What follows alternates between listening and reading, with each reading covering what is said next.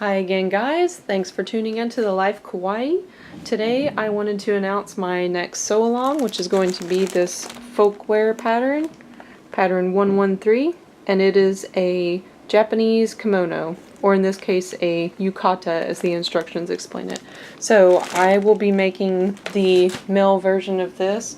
I've already done a female yukata for myself a few months ago, so I wanted to try doing the male one. So let me just show you the fabric I have. Got lucky and found a very, very beautiful, interesting looking fabric here. So it kind of looks like marble. Anyways, I loved it. I thought it was beautiful. The first thing I'm going to do, as a lot of you know, I don't go through the cutting out of the pattern typically, but I think I will do that one for this one because the Folkwear patterns are quite a bit different than a Vogue or Simplicity pattern. So I've already cut out my pieces, and the first thing I'm going to do is go ahead and just iron all of my pieces flat so that they're nice and easy to work with. So do that first, cut out your pieces, and then iron them flat, and then come join me again. I have already cut out all of my pieces and ironed them flat, and then I have my first layout here, as you can see in my very tiny little New York apartment. So, a few things to note with this. My fabric, I'm using the first layout, which is actually for a 45-inch fabric. Mine is actually wider than this because that's just how most fabric stores sell their fabric here in New York City. So mine is wider, but this is the layout that I'll be using. Another thing that I want you to note, in case you're one of those people who starts right into their project and doesn't read, it's very important to note here the pieces are only 57 inches.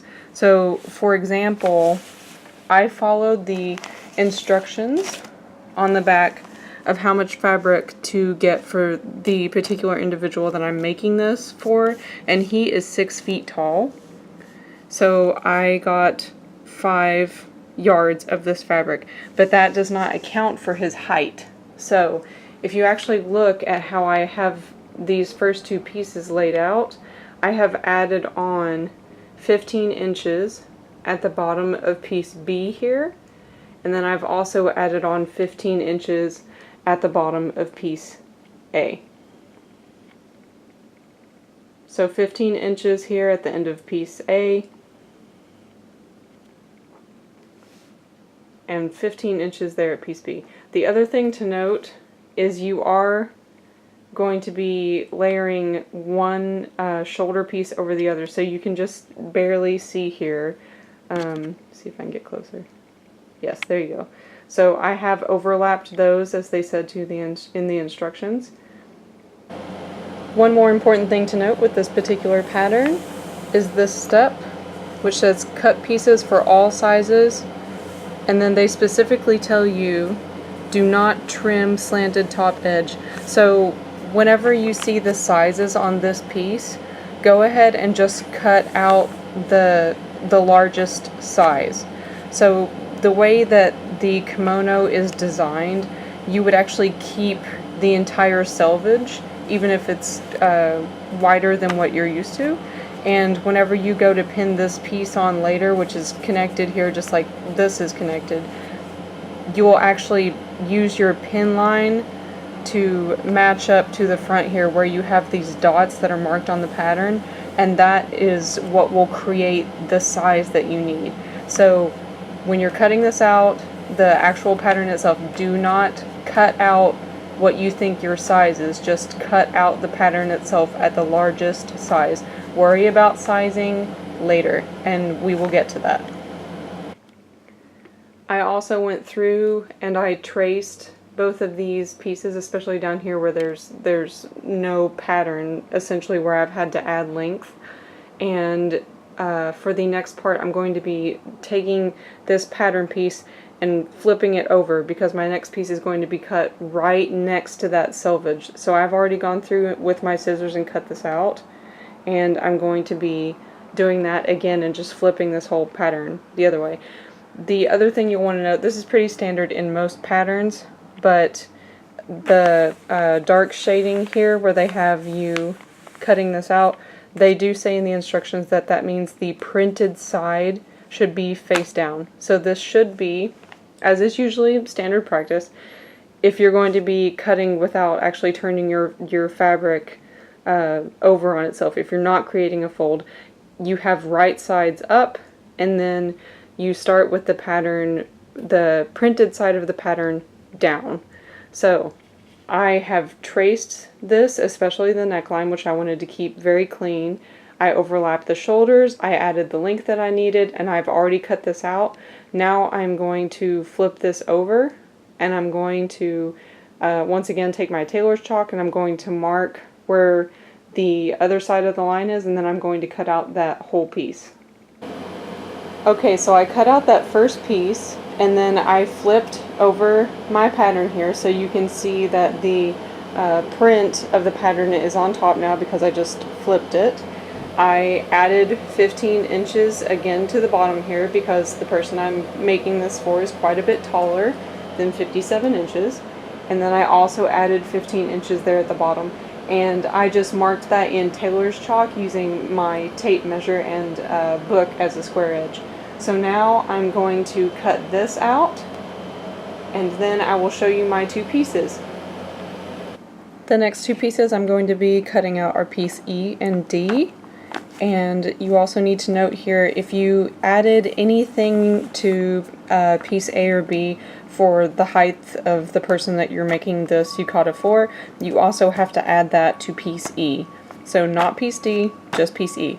So I went ahead and folded my fabric because I know that I need two pieces of this, and because my print is kind of watery and blurred, I'm not too worried about matching up my patterns perfectly, so I went ahead and folded my fabric over, and I will be cutting two of piece E. And then if you can see here just faintly, there, I have marked the rest of the 15 inches that I had to add for this person. And then this is my piece D, which you just cut out regularly. So you don't have to add anything to that. So cut out those two pieces, make any changes that you need, and then come back here and we will proceed. Alright, the next thing that we're cutting out is the neck overband. And there is something to note here as well. So the neck overband serves as a reinforcement. The part that you need to see is it says cut from piece D, so I have piece D here, and then cut one only 30 inches. So 30 inches. However, if you move to your piece D neckband and you see the line where it says cut overband to here, if you take your tape measure and actually measure that line out, it's nowhere near 30 inches. So I had to decide here when I was making my original kimono if I was going to risk cutting here or go ahead and shoot for the 30 inches. And I went ahead and did the 30 inches. So that's why I have mine folded over here. I have it folded to the 30-inch mark. Well, if I could get my tape measure to lay flat. Let's try that again. Yes. Okay. 1, 2, 3, da, da, da, da. And 30. So just fold that over. I'm going to do this again because the first kimono that I made using the 30 inches as they describe here, I really liked the weight that it had whenever I was finished with it. So that is what I'm going to do. So go ahead and take this and place it down on your fabric, and you are going to cut out one of these.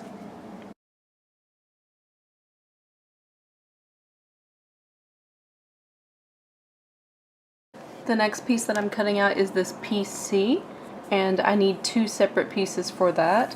So what I did here, because like I said, the New York stores tend to cut their fabric in an even wider section, so I just made sure that I placed the pattern piece the same way that it is in the instructions, and then I folded it over. And I have a little bit of white material down here on the selvage, but it's okay because I checked and this is going to be included in a seam. so it is not going to be anywhere where anyone will see it.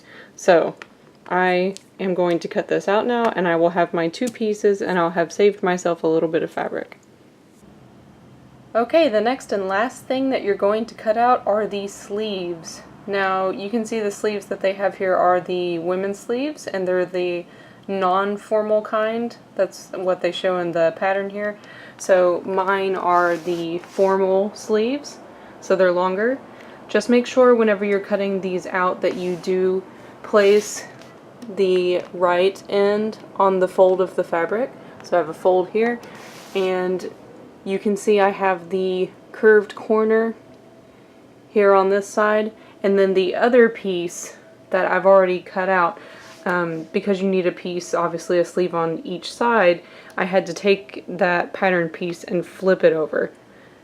So this is the other sleeve and the fold at the top, and then my opposite folded sleeve. So cut those out, and then you will finally have all of your pieces cut out, and you can start the fun part, which is sewing. Okay, now that you finally get to start sewing, do you remember that very large AB piece that you cut out together and you attached the shoulders? That is the first piece that you're going to be putting right sides together. So I have already done that. As you can see, it is a very large piece. This up here is the front of the yukata, and I'm not sewing that together, so I don't need to worry about that. What you need to look for is the part that's straight here, and then you're going to match up your sides here, and you're going to start pinning from here all the way down to your hem. And then I would pin your hem together first, and then also pin this together. Then I would try to match up the middle as best as you can and spread it evenly the rest of the way so that you don't get any weird puckers. So go ahead and pin all of that, and then I will show you the next 2 pieces that you're also going to pin, and then we'll sew all 3 of them back to back because they have the same seam allowance. I've listed all 3 of these pieces out together, and the reason is because they all get the same seam allowance. So you're going to be stitching 3/4, and I wanted to point that out because if some of you are new to doing patterns like this and you've been doing Vogue or Simplicity, any of those sort of mainstream patterns, you're going to be really used to a 5/8 seam. So make sure whenever you're going through the directions to make your own kimono that you are really reading everything that they say, because the seam allowances will be different several times. So I laid all of those pieces out together. This is the first one that we already talked about, so that's the back piece, and it's all pinned together. And then this is the neckband D, and it's pinned here at the end. You're going to be just stitching that one side. And please note that the neckband D is the full size neckband, not the 30-inch one, or if you did the shorter version that they have written there, not that piece, the full length piece. And then also the yoke here. So I turned it over so you could see that it says the yoke, but this is how they have it in the picture, and this is where it gets pinned. And that piece is going to be sitting inside of your neck area right here as sort of a facing. So go to the machine and stitch all of those at 3/4. I will be filming that as well in case anyone needs to see that live, and we will continue from there. You should have markings here on your machine so that you can see exactly how far you need to stitch. If you're still nervous or your markings are old, or maybe you don't have that particular marking, something else that you can do is you can take your tape measure and actually look at where 3/4 is, and then measure that out on your machine, and then you can see exactly where you need to stitch. So I know right here it's going to be here for me when it's lined up with my needle. So let's start stitching these together.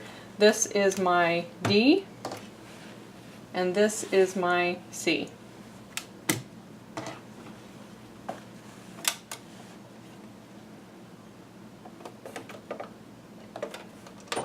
And I am using cotton fabric, and this is just regular cotton thread if anybody was wondering.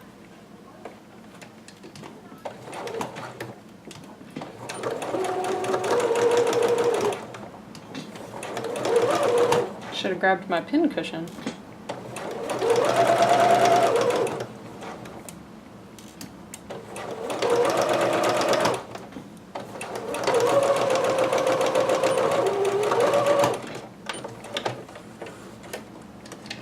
Okay, so that's my yoke. My yoke is done. Now my piece D.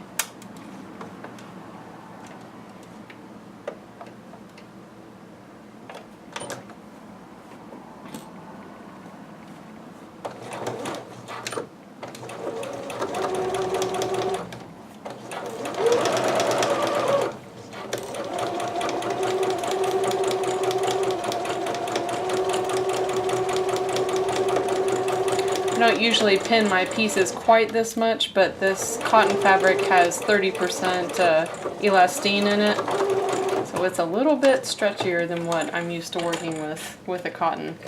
So I'm going to be pinning my pieces a little bit more. Now I'm not going to show you that large mammoth piece that I have to do, but it's just going to be that same thing, stitching that 3/4 stitch all the way from the back of the neck to the hem.